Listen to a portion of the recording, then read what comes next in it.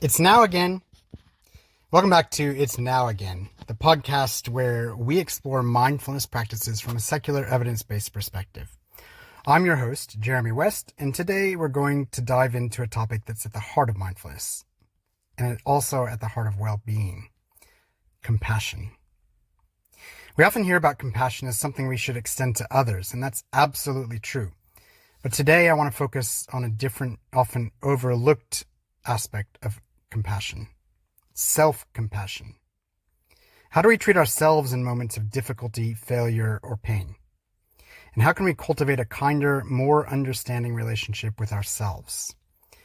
That's what we're going to explore today. Let's start by talking about what compassion really is. Compassion is the recognition of suffering in others, coupled with a desire to alleviate that suffering.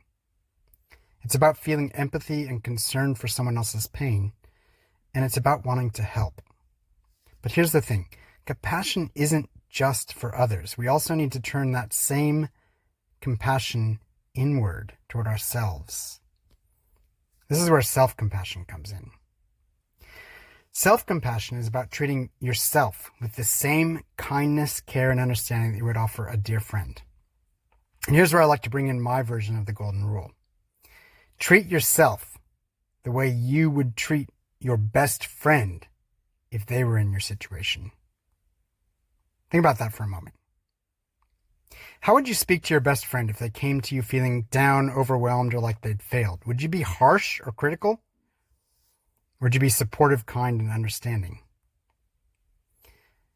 Unfortunately, many of us tend to be much harder on ourselves than we are on others. When we make a mistake, when things don't go as planned, when we're feeling low, our inner critic often kicks into high gear. We tell ourselves we're not good enough, that we should have done better, or that we're not worthy. This kind of self-criticism can be incredibly damaging, and it only adds to our suffering. But here's the good news. Self-compassion is a skill that you can cultivate. And when you do, it can transform the way we relate to others and to ourselves. By practicing self-compassion, we can start to replace that harsh inner critic with a kind inner ally, someone who's there to support us through life's challenges. One of the key aspects of self-compassion is mindfulness. Mindfulness helps us to become aware of our thoughts and feelings without getting caught up in them. It allows us to recognize when we're being self-critical, and it gives us the space to choose a different kind of response. Instead of beating ourselves up for a mistake, we can acknowledge that we're human, that everyone makes mistakes, and it's okay not to be perfect. Let me give you an example. Imagine you've just given a presentation at work and it didn't go as well as you'd hoped. Maybe you stumbled over your words, or maybe you forgot to mention something important. The natural reaction might be to criticize yourself, to replay the presentation over and over in your head, focusing on everything that went wrong. But what if instead of criticizing yourself, you treated yourself with compassion? What if you took a deep breath and said to yourself, it's okay, you did your best. You're learning and growing, and that's what matters. By shifting from self-criticism to self-compassion, you're not only reducing your own suffering, but you're also creating a space for growth and resilience. You're allowing yourself to move forward with a sense of understanding and kindness rather than getting stuck in a cycle of negativity. Now, let's talk about how we can cultivate compassion not just for ourselves, but for others as well. Compassion for others begins with empathy, with the ability to put ourselves in someone else's shoes and to feel what they're feeling. But it doesn't stop there. Compassion also involves a desire to help, to alleviate the suffering we see in others. In mindfulness practice, we often use compassion meditations to help cultivate this quality.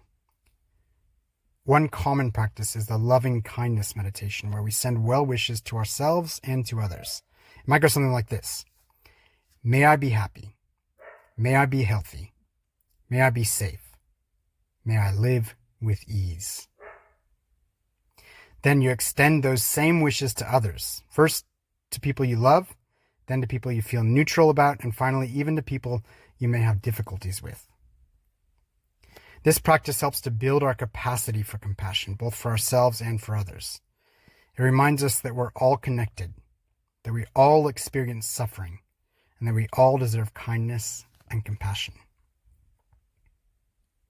Here's another important aspect of compassion: recognizing our shared humanity.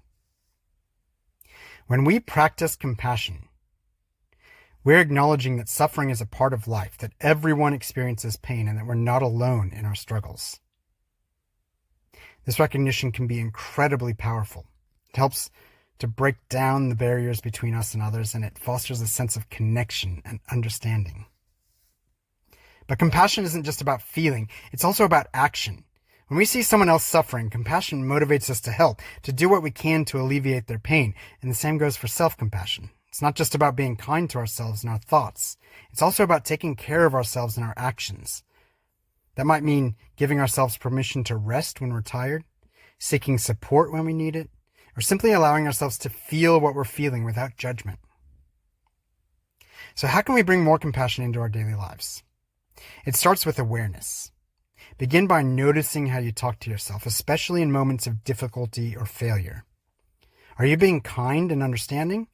Or are you being harsh and critical? If you catch yourself being self-critical, pause and ask yourself, how would I treat my best friend if they were in this situation? Then try to offer yourself that same kindness and support. Next, practice compassion for others.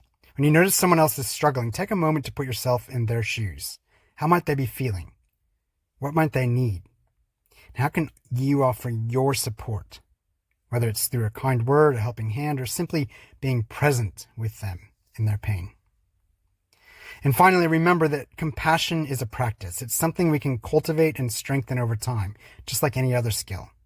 The more we practice compassion for ourselves and for others, the more natural it becomes and the more it transforms our lives. If you're interested in exploring this practice further, or if you'd like to work with me one-on-one, you can find more resources and information about my mindfulness coaching services at jeremywest.net. I'm here to support you on your journey to cultivating greater compassion and living a more fulfilling, mindful life. Thank you for joining me today on It's Now Again. If you find this episode helpful, please subscribe, share it with others who might benefit, and leave a review. Remember, the present moment is always here, waiting for you to return to it. Until next time, I'm Jeremy West, reminding you to treat yourself the way you would treat your best friend. Because it's now again.